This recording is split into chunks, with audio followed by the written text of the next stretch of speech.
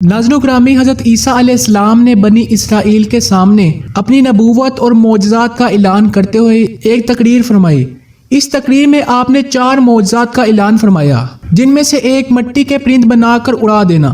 नाज़रीन ग्रामी, जब बनी इसराइल ने ये मोजज़ा तलब किया कि मिट्टी का परिंद बनाकर उड़ा दें, तो हज़रत ईसा अलैहिस्सलाम ने मिट्टी का चमगादड़ बनाकर उड़ा दिया।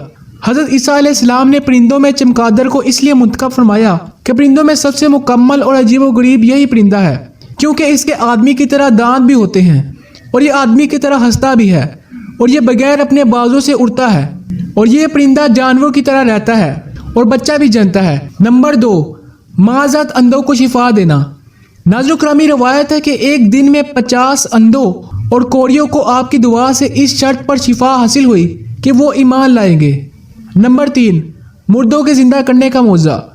नाज़रीन करामी, रवायत है कि आपने 4 मुर्दों को जिंदा फरमाया, जिनमें से एक आजिर है। नाज़रीन करामी, ये हज़रत ईसा अलैहिस्सलाम के एक मुखलिस दोस्त थे। जब इनका इंतकाल होने लगा तो इनकी बहन ने आपके पास एक खत भेजा कि आपका दोस्त मर रहा है। उस वक़्त आप अपने दोस्त से 3 दिन दूरी की मुसाफत पर थे। आजिर के इंतकाल और दफन के बाद हज़रत ईसा अलैहिस्सलाम वहाँ पहुँचे और आजिर की कब्र के पास तशरीफ़ ले गए और आजिर को पुकारा तो वो जिंदा होकर अपनी कब्र से बाहर निकल आए और बरसों जिंदा रहे और साहिब औलाद भी हुए। नंबर 2, बुढ़िया का बेटा। नाज़रीन करामी, ये मर गया था और लोग इसका जनाजा उठाकर उसको दफन करने के लिए जा रहे थे।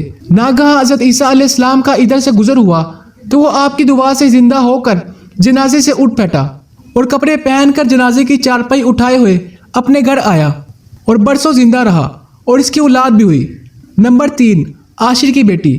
नाज़रीन करामी, एक चंगी वसूल करने वाले की लड़की मर गई थी। इसकी मौत के एक दिन बाद हज़रत ईसा अलैहिस्सलाम की दुआ से जिंदा हो गई और वो दिनों तक जिंदा रही और इसके कई बच्चे भी हुए। नाज़रीन करामी, ऊपर के तीनों मुर्दों को आपने जिंदा फरमाया तो बनी इसराइल के शरीरों ने कहा कि आप किसी पुराने मुर्दे को जिंदा करके हमें दिखाएं। तो आपने फरमाया कि हज़रत साम बिन नूह अलैहिस्सलाम की वफ़ात को 4 बरस का ज़माना गुजर गया है, तो तुम लोग मुझे उनकी कब्र के पास ले चलो, मैं उनको खुदा के हुक्म से जिंदा कर देता हूँ।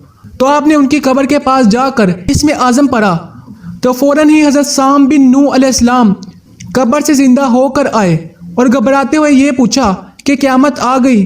फिर वो हज़रत ईसा अलैहिस्सलाम पर ईमान लाए और फिर थोड़ी देर बाद इनका इंतकाल हो गया।